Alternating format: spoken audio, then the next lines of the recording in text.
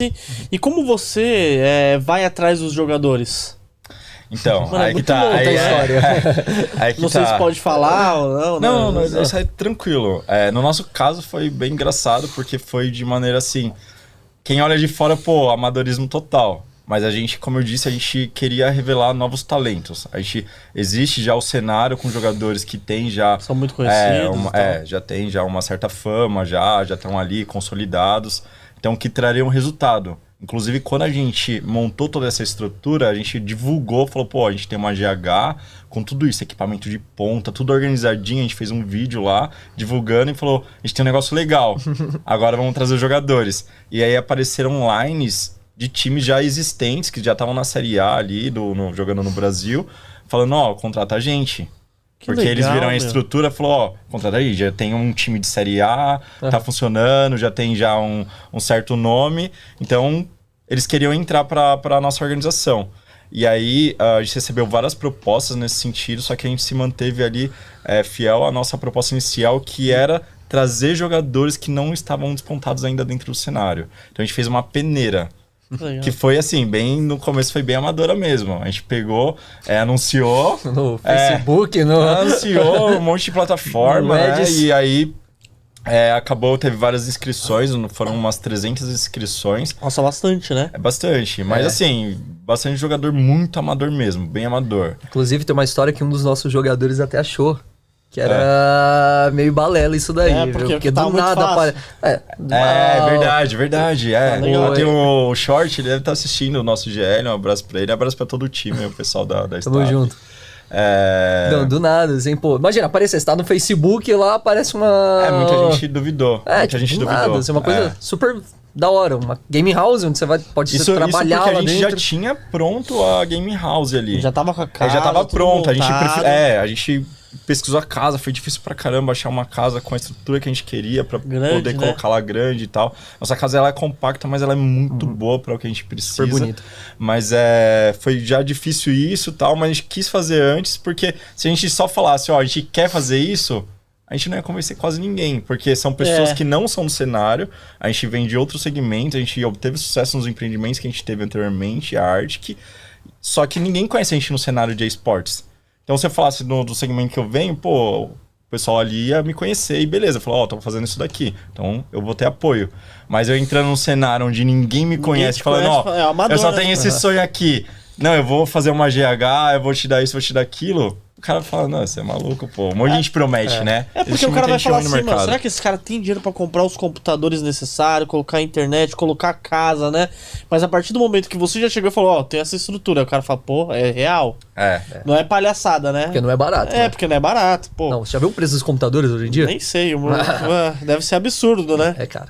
Quanto que é cada computador, assim, só pra game? A gente tem um vídeo lá falando sobre isso. Lá, a gente montou o computador, comprou os componentes e foi montando todos. Sai em torno de 18 mil cada computador, com os monitores. São 6 lá, né? São 6, 6 computadores. 6 computadores desse então, daí de game, a gente pegou o melhor monitor que tem para o competitivo, que é usado em campeonato, de 240 Hz, monitor secundário e a CPU. Os periféricos é muito individual, né? Porque cada jogador tem uma preferência. Gosta de uma preferência. Mas os computadores foi em torno de 18 mil cada computador. Cada computador. Aí o link da internet tem que ser uma internet fodida também, né? Cara, a internet A gente... a gente tem a internet lá, mas assim...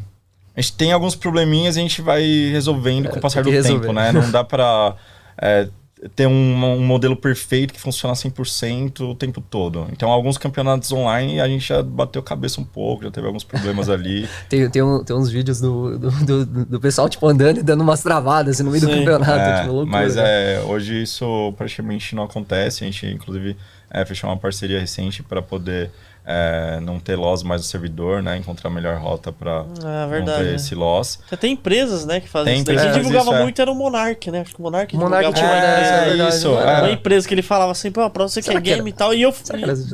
Deve ser a mesma. Deve ser a mesma. E pode falar o nome da empresa? Da ExitLag. ExitLag mesmo. A gente fechou com eles agora. Eu ficava pensando, falava, mano, mas... Pra quem, né? Sabe quando você fala assim, pra quem? Fala, mano...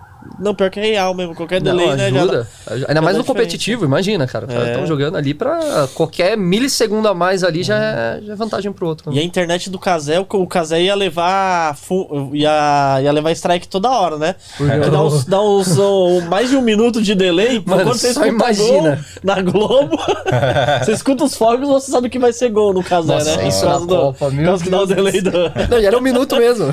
Era 1 minuto. É bastante loucura, delay. Né? Mas daí a gente fez essa peneira, esse anúncio, aí a gente foi filtrando, a gente criou várias etapas, que a gente decidiu entre a staff mesmo ali, criou várias etapas, que a gente decidiu entre a staff mesmo ali, entre os sócios.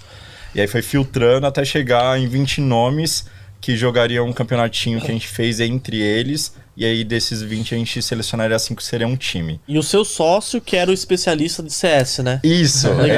A gente ia trazer... A gente ia trazer alguém antes pra poder selecionar. E aí ele falou, não precisa, pô. Eu dou conta, eu manjo. 20 anos CS, até hoje, né? Ele brinca. 20 anos CS, eu consigo identificar quem joga e quem não joga. Ele tem uma habilidade, sim, pra isso. Mas não o suficiente pra identificar, tipo, todos os detalhes que precisam. Aí vocês trouxeram mais outra pessoa pra avaliar. Aí, nessa primeira peneira, não tava conseguindo o que a gente não conseguiu exatamente o que a gente queria. E a gente teve problema também de jogador que não estava apto pra jogar, né, que tinha VAC-ban, e aí isso apareceu durante aquele processo. O que era VAC-ban? VAC-ban. VAC-ban é uma coisa que em algum momento você usou algum hack... Usou algum elemento de trapaça, né? Algum bot, um robô ali pra trapacear. E a Valve, que é a publicadora do jogo, ela identificou que você usou e ela te baniu. Ela baniu a tua conta, você não joga nunca mais com ela. Só que quando alguém associa que aquela conta era tua, você fica banido permanentemente. Caraca, então você não pode jogar campeonato oficial, você pode jogar os bugs da vida aí, jogar normal. Mas campeonato oficial você não pode jogar. E pra um time, um projeto como o nosso, que é um projeto de longo prazo, pra conquistar o mundo... Por mais que o cara for bom... vai chegar lá na frente e vai esbarrar em alguma coisa. Então a gente teve isso daí na fase final. E também teve problema porque como a gente queria revelar novos jogadores, tinha jogador na peneira que tinha 16, 17 anos. E teve um, por exemplo, que a família não deixou. No final, moleque bom pra caramba. E aí os pais no final falaram, não vão. Precisa de autorização e tal, tem contrato. Porque os jogadores eles vão morar na Game House mesmo. Nesse caso eles iam morar. Cara, os caras lá, tipo, não tem que preocupar, entre aspas, com nada relacionado à casa, sabe? Dinheiro e tal, né? Tem uma estrutura. Toda a estrutura eles têm. Tem gente pra fazer comida, tem psicólogo, tem nutricionista, tem... Cara, o negócio é treinar, jogar, legal, academia, mano. Lógico. E aí a gente acabou que nessa seleção não tinha chegado no time final. E aí, nisso, um dos times que propuseram da gente contratar a Line, ele chegou e a gente conheceu um cara deles, que era o coach lá deles. E aí eu falei pra ele, se ele não estava disposto a ajudar a gente nessa seleção. E ele falou, eu prefiro permanecer junto com a minha Line para achar uma org, mas eu tenho uma indicação. E aí foi o Disturbed. Ele indicou o Disturbed, que foi nosso primeiro coach.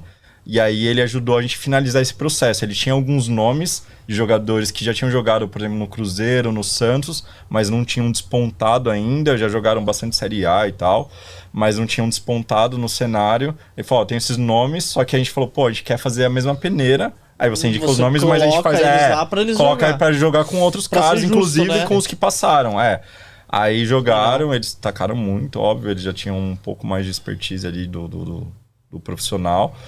E aí a gente montou essa primeira line. A base dela tá lá até hoje, que são 3 jogadores, o Ninja, o Short e o Malby. São jogadores que estão desde o primeiro dia do nosso competitivo. E aí a gente teve 3 alterações no decorrer aí da ARC, desse time, mas a base ela continua lá, que veio dessa primeira peneira que a gente fez.